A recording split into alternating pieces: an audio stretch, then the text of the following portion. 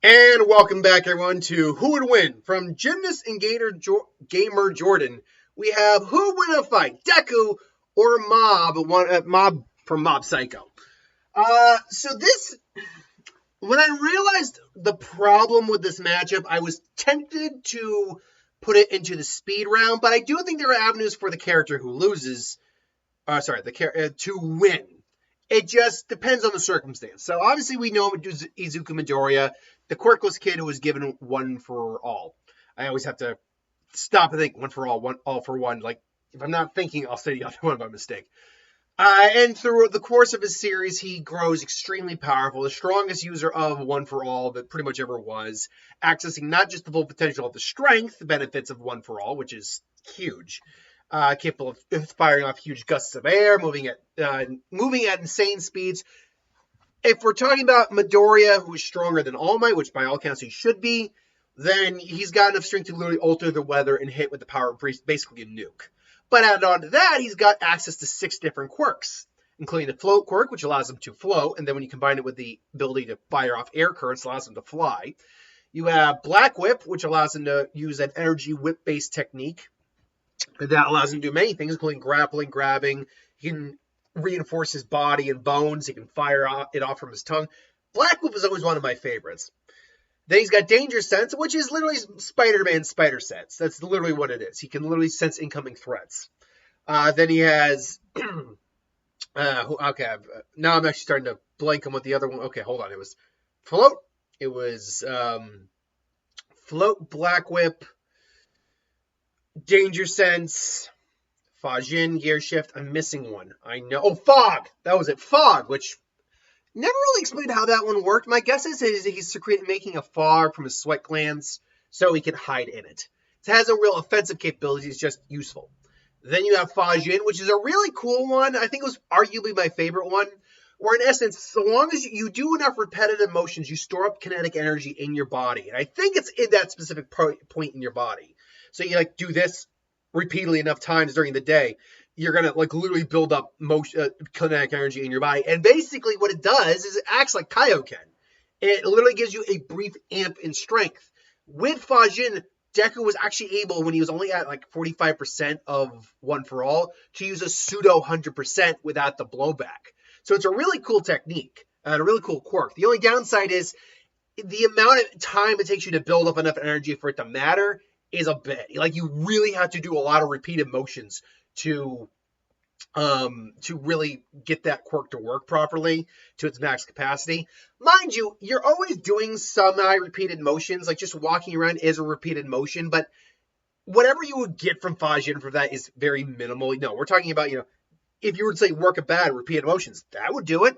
If you're just doing your morning workout, that's a lot of repeated motions. So it's both a powerful quirk, but a very time intensive quirk. You need to dedicate some time to getting this quirk to really function during your day-to-day routine.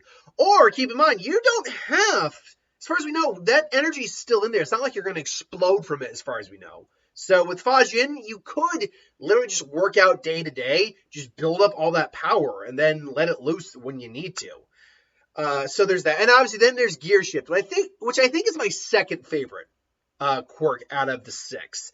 I'd go Fajin, Gear Shift, and then Black Whip, and then I think the other 3 are kind of down low. But Gear Shift was really cool because it literally allowed you to manipulate the fundamental forces of momentum and speed. You literally could continually increase the speed of something that you've touched. And you don't need to touch it more than once. That's the thing. With Midoriya, he was able to increase his speed to literally physics warping levels. And with his opponent, with Shigaraki, he literally stopped Shigaraki dead in his tracks multiple times. It's a quirk that can ignore momentum as well, which means if he's moving fast, instead of when he stops, gets all that kickback force, no, it's just stop, boom, he can do that. That's how cool that move is. But you're moving at such a speed that your body can't process, and you can't, oxygen, you can't breathe. So it is a real double-edged sword. I never really watched Mob Psycho. It's clear by design-wise, either Saitama has Oka. Saitama's face was designed after him, or he was designed after Saitama's face. That's clearly what was going on there. I think it's even from either the same creator or same animation company. But point being, Mob is an Esper. Now, as an Esper, he is... One second. Mob Psycho... let's see here. Mob... So I'm just trying to get his profile. But he's an Esper, and he's considered one of the strongest Espers. Nope, that's not the right one. Where is Mob's profile here? Mob anime. Let's try that character. Let's see here. So Mob. Sorry, I'm stalling here. I should have had this available. Let's see. Spirit. Oh, that's right. Shigo Kageyama is his actual name, but he's called Mob Psych. At least he's called Mob. Shigo, like I said, he's the main character. He's an Esper. Now, he's not physically really inclined, but what he makes up for in his lack of physical capabilities, he makes up for more than enough in his psychic capabilities. He is among the strongest characters in the entire series. His psychic abilities are such that in his world, you don't usually attack it. You can only usually attack or defend at different points in time. But Mob can actually do both simultaneously, which is very, very rare in his world. He has extreme telekinesis to the point where he can actually even disassemble matter or reconstruct it on a molecular level. Moves cities. He can also absorb psychic energy, which would not matter in this fight. Psychic energy transfer. He has the ability to energize others with his power. Well, that wouldn't work here. Chlorokinesis. He can rapidly grow plants, which is, I guess, cool. Spiritual awareness, astral protection. In terms of his full-on power, he is a city buster easy. Like, just completely and utterly just messed up. Now, that being said, a lot of his powers are tied to his emotions. Like, he's got 100% courage, 100% gratitude, ecstasy, anger, all that. A murderous intent. So is the level of power he's exerting, even when it says 100%, is still very much dangerous, to say the least. Now, you'll know what I said at the beginning of the video, is that I was tempted to put this in the speed round, because in a scenario where these two are fighting, first off, these are two characters that would not fight. Let's get that out of the way. So every once in a while, still someone who's like, these two wouldn't fight. They would, yeah, that's not what we're talking about. In this case, they're fighting. Deal with that. Like, you're not saying anything original by saying these two characters wouldn't fight. We know they wouldn't fight. But in a case like this, the issue here is on Deku's side. Deku has no defenses against telekinesis, particularly telekinesis on Mob's level. Like, no one, honestly, there's very, very few instances of anything even remotely similar to telekinesis. One character from class 1B has telekinetic abilities, but they can't even move very large things. Like, they can move decent sized stuff, but not overly huge stuff. So nothing like to the level of Mob can do. And apart from that, like, Uraraka can manipulate gravity to a certain degree, but not to a level where, she's really moving things with her mind. So yeah, mental abilities like this, very rare, or at least from what we saw in the series from My Hero Academia. And because of that, there's nothing in Deku's arsenal really has a counter for abilities like this. If we break down what Deku has under his belt, Gear Shift would be his best case if he could just touch Mob. Also, with the sheer speed that Deku can move at, it's the one thing he has under his belt that could avoid Mob's telekinesis if Mob just can't pin him down.